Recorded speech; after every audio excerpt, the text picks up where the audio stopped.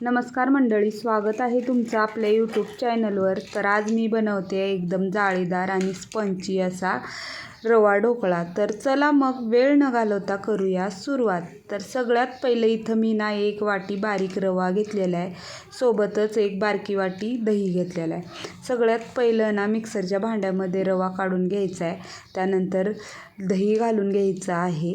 सोबतच ना हे चांगलं स्मूथ बॅटर तयार व्हावं त्याच्यासाठी ना थोडंसं पाणी घालून घ्यायचं आहे. म्हणजे बारक्या वाटीनं वाटीभर पाणी घालून घेतलेलं आहे. त्यानंतर थोडंसं मीठ घालून घेतलं आणि ना आता याला झाकण लावून मिक्सरला बारीक करून घ्यायचं आहे. आता बारीक करून झालेलं आहे, तुम्ही बघू शकता. एकदम स्मूथ असं आपलं ढोकळ्याचं बॅटर तयार झालेलं आहे. जास्त घट्टही नाही, जास्त पातळही नाही, असं आपलं बॅटर झालेलं आहे. तर आता याला एका बाउलमध्ये काढून घेऊया. आता इथं बाउलमध्ये काढून घेतलं आहे आणि एक 10 मिनटासाठी बॅटरना भिजत ठेवायचं आहे. एक 10 मिनटं झालेली आहेत आणि चवीनुसार मीठ घालून घेतलं आणि चांगलं असं मिक्स करून घेतलं. त्यानंतर दुसऱ्या साईडला ना कढई ठेवल्या, त्याच्यामध्ये एक तांब्यावर पाणी घातलेलं आहे. आता पाण्याला उकळी येऊ द्यायची आहे. तोपर्यंत उकळ्यासाठी ना आपल्याला प्लेट तयार करून घ्यायची आहे. तर आता इथं मी ना 1 प्लेट घेतलेलं आहे आणि आता या प्लेटामध्ये थोडंसं तेल घालून घेतलेलं आहे आणि सगळीकडून पसरवून घेतलेलं आहे तेल. तर आता पसरवून झाल्यानंतर बघा लगेचच ना पाण्याला उकळी आलेली आहे. तर लगेचच ह्या बॅटरमध्ये ना 1 चमचाभर होईल इतका ना इनो घालून घ्यायचा आहे. इनो घालून झाल्यानंतर चांगलं असं मिक्स करून घ्यायचं आहे. आता हे मिक्स करून झालेलं आहे आणि तुम्ही बघू शकता बॅटर आपलं फर्मेंट झालेलं आहे छान असं. आता फर्मेंट झालेलं बॅटर लगेचच तेल लावलेल्या प्लेटामध्ये काढून घ्यायचं आहे. आता मी इथं बॅटर काढून घेतलेलं आहे. वरून थोडंसं लाल तिखट घालून घेते. तुम्हाला घालायचं नसेल लाल तिखट, नाही घातलं तरी छानच बनतो.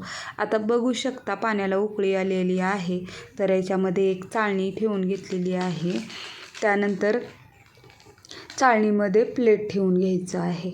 आता प्लेट ठेवून झालेलं आहे. वरून ताट झाकून एक 10 ते 15 मिनटं छान असं ना ढोकळा वाफवून घ्यायचा आहे आणि 15 मिनटं झालेली आहेत आणि बघू शकता ढोकळा किती फुगलेला आहे, बघू शकता. तर आता ही शिजलाय की नाही बघूया. तर इथं मी एक चाकू घेतलाय आणि ना याच्यामध्ये घालून बघितलंय ढोकळ्यामध्ये. तर ना चाकू क्लीन निघालेला आहे, म्हणजे ढोकळा आपला छान शिजलेला आहे. आता बघा याला ना थोडंसं थंड होऊ दिलेलं आहे. गरम गरम काढलं ना तर ढोकळा व्यवस्थित होत नाही, त्याच्यामुळे थोडंसं थंड होऊ दिलं. त्यानंतर उलटण्यानं असं ना ढोकळा कट करून घेतलेला आहे. मस्त असा ढोकळा तयार झाला आहे. तर त्याच्यावर आता तडका मारून घेऊया. सगळ्यात पहिलं ना कढईमध्ये चमचाभर तेल घातले. तेल गरम झाल्यानंतर 1 चमचा जिरे, 1 चमचा मोहरी घालून घेतलेली आहे. त्यानंतर थोडासा कढीपत्ता घातलेला आहे.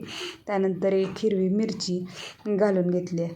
आता याच्यावर ना बारीक कापलेली कोथिंबीर घालून घेतली आणि लगेचच ना तयार झालेला तडका पसरवून असा घालून घ्यायचा आहे.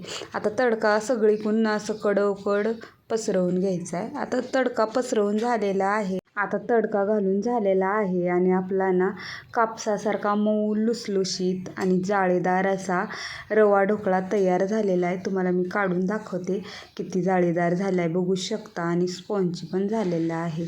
जर तुम्हाला माझ्या अशा साध्या सिंपल रेसिप्या पाहायला आवडत असतील तर व्हिडिओला लाईक करा, कमेंट करा, शेअर करा आणि चॅनलवर नवीन आलेले असाल तर चॅनलला सबस्क्राईब करायचं विसरू नका. चला मग भेटूया आणखीन एका अशा साध्या सिंपल रेसिपीमध्ये. तोपर्यंत बाय बाय. Bye bye.